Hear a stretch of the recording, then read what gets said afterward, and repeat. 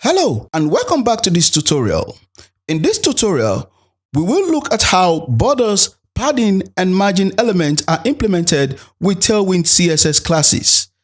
The border elements are further divided into 4 other sub-elements, which are border, outline, ring, and divide elements. We will be coding with the Tailwind CSS playground to show the examples instead of our usual VS Code. This is so we get a bigger form factor. You can get to the playground on play.tailwindcss.com. We are using the dark mode just in case you want your screen to look like ours. This is usually what you have, and this is what we have. You click this button to get that. I have added heading classes to separate the code. Like I said, border will be border, outline, ring, and divide, and then padding, and then margin. We're going to start with border. And we're just going to do a little border, then we move to padding and margin, and then we come back to do more of the border when we do the outline, ring, and the other functionality that it provides. I'm going to add several line breaks here so that I can separate what I'm doing and then add the code for border here. Now let's create a text. I want it to be a little big, and then with a lorem, we can add a border to this tag. The class syntax for border is border, then an optional X, Y, S, E, T, B, L, R. I will explain all that, and then some numbers.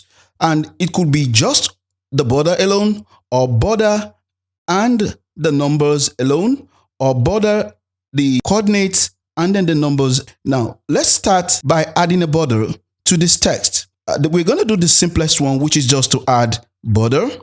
And when we add border, it's going to add a 1 pixel border. As you can see here, a 1 pixel border is added. It's actually very thin. You probably wouldn't see it. And that is adding 1 pixel border. If you want to add 2 pixel border, you're going to say border -2. And that will add 2 pixel border.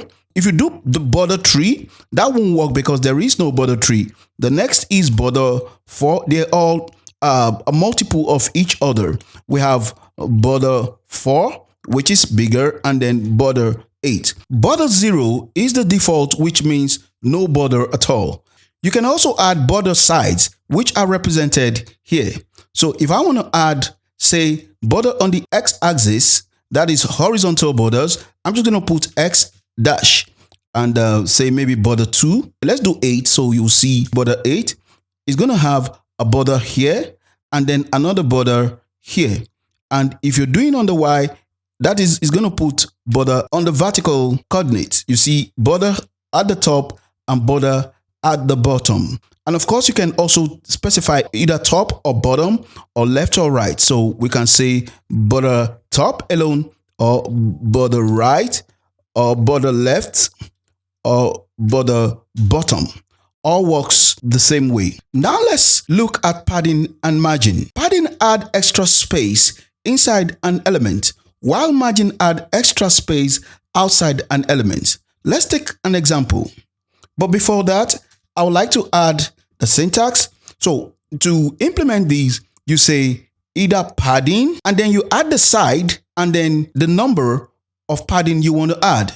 And this works also for margin. I'm going to put this up here. For us to see how padding works well, it's good we have a border around it. So I'm just going to put border 4. So you see right here we have a text with a border, and you can see it's all tightly fitted in. I can put a padding P4, that is the padding 4 is going to put a padding of 1 rem across the text. And of course you can do 8 and it puts more padding across. Padding allows you to add sizes from 0.5 to 96. And the 0.5 padding to 3 allows you to add 0.5 breaks. That is, you can do 0.5, 1, 1.5, 2, 2.5, and 3. But when you get to 4, you don't have the 0.5 breaks anymore. So we can change this padding to either 1 or 2 or 3 or 4. And there are other ones. You can check all that out as in the list. To specify side padding, that is the XY top left bottom right, you specify the P and then the angle you want. So if you say px4, we'll only pad the left and right by 1 rem, which is 4. And then you can do top and bottom with y. It's going to pad top and bottom. And of course, you can also do only top padding and bottom padding only, left padding or right padding also. All this applies also to the margin. The margin is for external spacing. So you can say margin 3, that is, put 3 margins all across the div. And you see there is a top margin here, and at the side, and at the side, and the other side also. And we do the same thing if you want only X margin or Y margins, or you want only left margin or top margin or bottom margin. You can do it for both. Say, we can say margin 2 here. If you want to add 1 pixel margin, what you do is MPX. The PX stand for pixel. That is just 1 pixel. You probably wouldn't see the difference, but this is just a 1 pixel margin. And of course, you can do the same thing for padding.